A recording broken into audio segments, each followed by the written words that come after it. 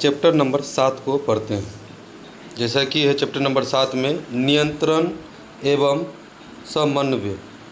ठीक है, तो आज जो हम लोग पढ़ेंगे ना, ये क्वेश्चन आंसर के हिसाब से पढ़ेंगे तो हम लोग को ज़्यादा समझ में आएगा, तो ध्यान देंगे।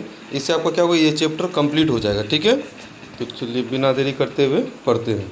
तो पहला क्वेश्चन है आपका, प्रतिवर्ती क्रिया तथा टहलने के बीच क्या अंतर है। ठीक है, तो इससे हमको ये भी पता चल जाएगा जो ये प्रतिवर्ती क्रिया क्या है और टहलने के बीच में क्या अंतर है। तो इसे हम लोग समझेंगे जो एक ऐच्छिक क्रिया और अनैच्छिक क्रिया क्या क्या होती है।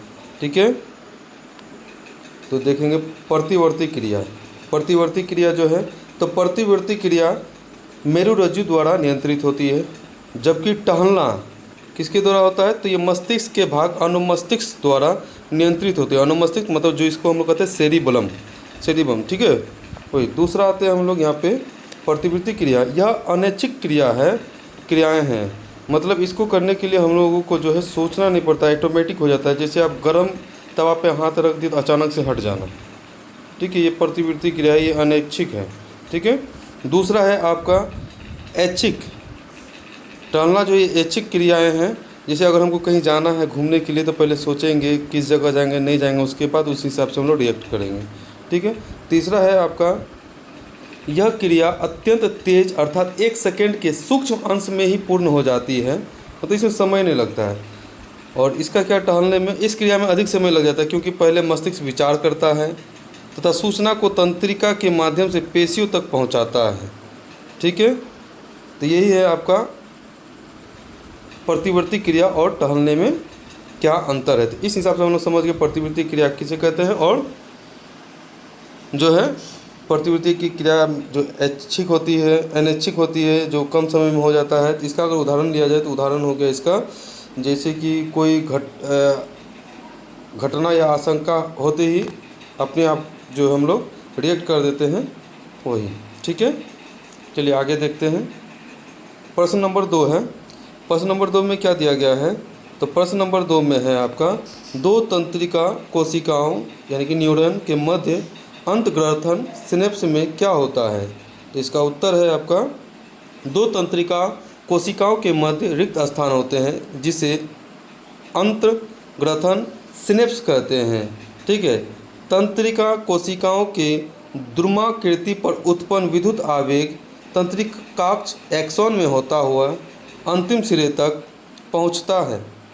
एक्सॉन के अंत में विद्युत आवेग कुछ रसायनों का विमोचन करता है। यह रसायन रिक्त स्थान या सिनेप्स सिनॉप्टिक दरार को पार करते हैं और अलग तंत्रिका कोशिका की द्रुमिका में इसी तरह का विद्युत आवेग प्रारंभ करते हैं। अंततः इसी प्रकार एक अंतग्रथन सिनेप्स ऐसे आवेगों को तंत्रिका कोशिका से अन्य कोशिकाओं जैसे कि पेशीय कोशिकाओं या ग्रंथियों तक ले जाते हैं। अब अगला क्वेश्चन देखते हैं हम लोग। तीसरा नंबर हम लोग क्या करेंगे ना, ये क्वेश्चन आंसर के ही द्वारा जो है, जो हम लोग का चैप्टर नंबर 7 है वो कंप्लीट कर लेंगे। ठीक है, अगला क्वेश्चन है प्रश्न नंबर 3 में, मस्तिष्क का कौन सा भाग शरीर की स्थिति तथा संतुलन का अनुरक्षण करता है। तो अभी जो हम लोग पढ़े थे, जो अनुमस्तिष्क होता है, ठीक है, जो टहलना वाला में देखे थे हम लोग। ठीक, तो अनुमस्तिष्क इसको कहते हैं अनुमस्तिष्क, यानी कि सेरेबेलम। सेरेबेलम क्या है, शरीर की स्थिति और संतुलन का अनुरक्षण करता है। यह मस्तिष्क के भाग पश्च मस्तिष्क में होता है। चलिए नेक्स्ट क्वेश्चन देखते हैं हम लोग। क्वेश्चन नंबर 4 है। तो क्वेश्चन नंबर 4 में क्या दिया हुआ है आपका, हम अगरबत्ती की गंध का पता कैसे लगाते हैं। ठीक है, तो इसके बारे में जानेंगे हम लोग। तो हमारे नाक में क्या होता है, हमारे नाक में जो है, हमारे नाक में देखेंगे तो गंधीय संवेदांक ओलाफैक्टरी रिसेप्टर्स होते हैं। गंध के कारण रासायनिक क्रिया होती है, गंध के कारण रासायनिक क्रिया होती है जिससे विद्युत आवेग संवेदी तंत्रिकाओं कोशिकाओं सेंसरी न्यूरॉन्स द्वारा अग्र मस्तिष्क फोर ब्रेन तक पहुंचता है, जिसमें विद्यमान सूंघने के लिए विशिष्टीकृत क्षेत्र अगरबत्ती की गंध पहचानने की क्रिया संपादित करता है। तो मतलब जो हम लोग सूंघते हैं तो ये क्या कर रहा है, अग्र मस्तिष्क, फोरहेड जो सामने वाला होता है ना कपाल, उस तक पहुंचता है। तो अगर हमसे पूछा जाए सूंघने की शक्ति कहाँ से होता है, तो यह अग्र मस्तिष्क के द्वारा होता है, जिससे हम लोग का मस्तिष्क है अग्र मस्तिष्क, मध्य मस्तिष्क और पश्च मस्तिष्क। तो पश्च मस्तिष्क में भी हम लोग क्या देखे थे, सेरेबेलम होता है। ठीक है, चलिए अब आगे बढ़ते हैं। अगला क्वेश्चन क्या है, तो अगला क्वेश्चन है आपका, प्रतिवृत्ति क्रिया में मस्तिष्क की क्या भूमिका है। तो इसका उत्तर हो जाएगा आपका, प्रतिवृत्ति क्रिया मेरुरज्जु द्वारा संचालित एक एवं नियंत्रित होती है। ग्राही अंग त्वचा में ऊष्मा दर्द से संवेदी तंत्रिका कोशिकाओं द्वारा मेरुरज्जु तक लाई जाती है। ठीक है, उसके तथा प्रेरक तंत्रिका कोशिकाओं द्वारा कार्य कर इफेक्टर जैसे भुज में पेशी को संदेश भेजा जाता है। मस्तिष्क की प्रतिवर्ती क्रिया में कोई कार्य नहीं है, केवल संदेश मस्तिष्क तक पहुंचता है। तो मतलब प्रतिवर्ती क्रिया में जो है मस्तिष्क की क्या भूमिका है, तो ये सिर्फ संदेश तक पहुंचा देता है, संदेश। ठीक है, प्रतिवर्ती क्रिया, बाकी जो कार्य होता है ऐच्छिक और अनैच्छिक क्रिया द्वारा होता है। आगे देखते हैं हम लोग। प्रश्न 1 है, पादप हार्मोन क्या है। तो इसका उत्तर हो जाएगा आपका पादप हार्मोन का,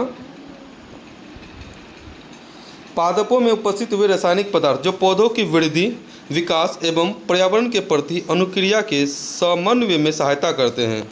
उदाहरण के लिए ऑक्सिन, जिब्रेलिन तथा साइटोकाइनिन, ये सभी क्या है, ये सभी पादप हार्मोन है। पादप हार्मोन का काम क्या है, पौधों की वृद्धि, उसका विकास और पर्यावरण के प्रति अनुक्रिया के समन्वय में सहायता करता है पादप हार्मोन। चलिए नेक्स्ट क्वेश्चन देते हैं। क्वेश्चन नंबर दूसरा में क्या है, तो क्वेश्चन नंबर दूसरा है आपका, छुई मुई पादप की पत्तियों की गति प्रकाश की और प्रोड़ों की गति से किस प्रकार भिन्न है। मतलब एक मान लीजिए छुई मुई पौधा जो होता है उसका गति और प्रकाश के तरफ से जो कुछ पौधों का गति है उसके बीच में भिन्न किस प्रकार से है, तो उसके बारे में जानेंगे। तो पहला है छुई मुई पादप की पत्तियों की गति। तो इसमें पत्तियों की गति किसी खास दिशा में नहीं होती है, अर्थात उद्दीपक ये जो होता है स्पर्श मतलब छूने की दिशा पर निर्भर नहीं करती है। ठीक है, दूसरा इसमें वृद्धि नहीं होती है। ठीक, और प्रकाश की और प्रवाह की गति में क्या होता है, तो इसमें प्रवाह की गति उद्दीपक प्रकाश की दिशा में होती है, मतलब प्रकाश जिधर से दिखता है उधर होता है। एक तरह से मान लीजिए एक सूर्यमुखी का पौधा। ठीक है, दूसरा हम लोग इसमें वृद्धि होती है। तीसरा इसमें आप छुई मुई वाला में देखते हैं, इसमें अनुक्रिया की गति बहुत तीव्र होती है, अनुक्रिया की गति बहुत तीव्र होती है, और इसमें अनुक्रिया की गति जो होती है धीमी होती है। यह गति हार्मोन के द्वारा नहीं होती है, और यह गति ऑक्सिन हार्मोन, किसके द्वारा, ऑक्सिन हार्मोन के द्वारा होती है। ठीक है, यह जल की मात्रा में परिवर्तन के कारण होता है, और यह प्रोह के दोनों और असमान वृद्धि के कारण होता है। अगला क्वेश्चन देखते हैं हम लोग। प्रश्न नंबर 3 में क्या है, तो प्रश्न नंबर 3 में है आपका, एक पादप हार्मोन का उदाहरण दीजिए जो वृद्धि को बढ़ाता है। तो उत्तर इसका है ऑक्सीजन पादप हार्मोन है जो पौधों में वृद्धि करता है। तो ऑक्सीजन क्या है, पादप हार्मोन है जो पौधों में वृद्धि करता है। प्रश्न नंबर 4 में देखते हैं, किसी सहारे के चारों ओर प्रतान की वृद्धि में ऑक्सीजन किस प्रकार सहायक है। ठीक है, तो इसका देखते हैं हम लोग। हम जानते हैं कि प्रतान के शिखर पर ऑक्सीजन बनता है। प्रतान स्पर्श के प्रति संवेदनशील होते हैं।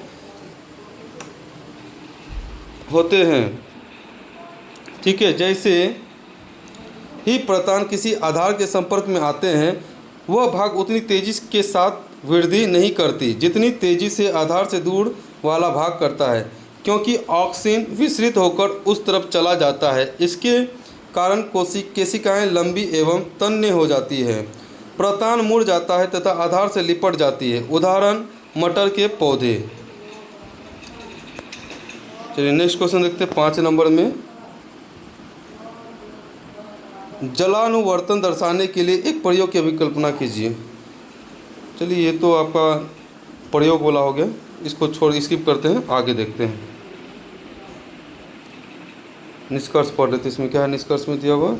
तो निष्कर्ष, अंकुरित बीजों की जड़ें गीले बुरादे की ओर मुड़ जाती है जिसे जलानुवर्तन कहा जाता है। मतलब जलानुवर्तन किसे कहते हैं? जो अंकुरित बीज होता है ना, उसका जो जड़ होता है गीले मिट्टी की ओर मुड़ जाता है, उसी को क्या कहते हैं? जलानुवर्तन। मतलब चलिए नेक्स्ट देखते हैं। तो आज का जो है हम लोगों का ये चैप्टर ख़त्म हो गया। चैप्टर के हिसाब से लगभग जो हम लोग चैप्टर नंबर 7 जो था वो कवर कर चुके हैं। देखिए ये वीडियो जो है